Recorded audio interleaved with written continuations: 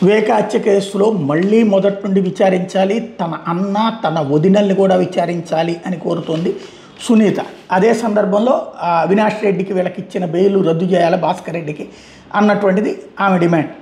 ఈ నేపథ్యంలో అటు పక్కన దానికి సపోర్ట్ చేస్తూ అటు సునీల్ యాదవ్ అఫిడవిట్ వేస్తే, ఇటు భాస్కర్ రెడ్డి, అవినాష్ రెడ్డి, మిగతా వాళ్ళందరూ సునీతని ప్రశ్నిస్తూ వాదనలు వినిపిస్తున్నారు. తాజాగా ఏదైతే సునీత పిటిషన్లని రాజకీయ ప్రేరేపితమని సిబిఐ కోర్టుకి వాదనలు వినిపించారు.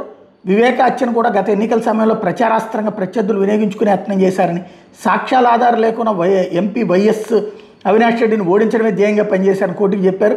ఆమె వెనకున్న కొన్ని రాజకీయ శక్తుల వల్ల ఇష్టారాజ్యంగా పిటిషన్లు వేస్తూ అసలు దోషులు బయట తిరిగేందుకు తోడ్పడుతున్నారని చెప్పుకొచ్చారు. ఇప్పుడు అదే శక్తులు వచ్చే ఎన్నికల వరకు కేసు విచారణ పూర్తి కాకూడదని కుయుక్తులు పన్నుతున్నారని కోర్టు దృష్టికి తీసుకొచ్చారు.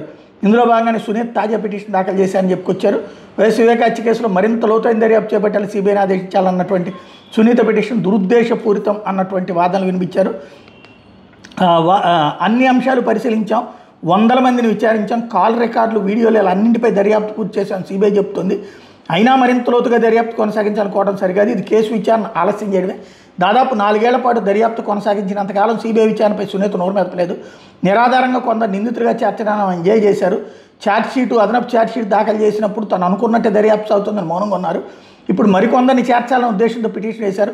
కళ్ళారా చూసిన ప్రత్యక్ష సాక్షి హత్య చేసింది ఎవరో చెప్పిన తర్వాత నిందితులకు తోడ్పడేలా ఆమె పిటిషన్ వేశారు. షేక్ దస్తగిరి తానే గొడ్డలతో నరికానని నేరుగా సిబిఐ కార్యాలయానికి వెళ్ళి చెప్పిన అరెస్ట్ చేయలేదు. క్రిమినల్ కేసుల దర్యాప్తు చరిత్రలో కరడుగట్టిన హంతకుడు నేరం ఒప్పుకున్న అరెస్ట్ చేయకపోవడం ఇదే తొలిసారి.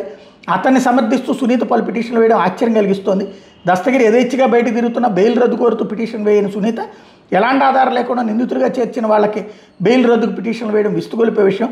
సునీత పిటిషన్ సమర్థనీయం కాదు, కొట్టేయండి అంటూ వాదనలు వినిపించారు.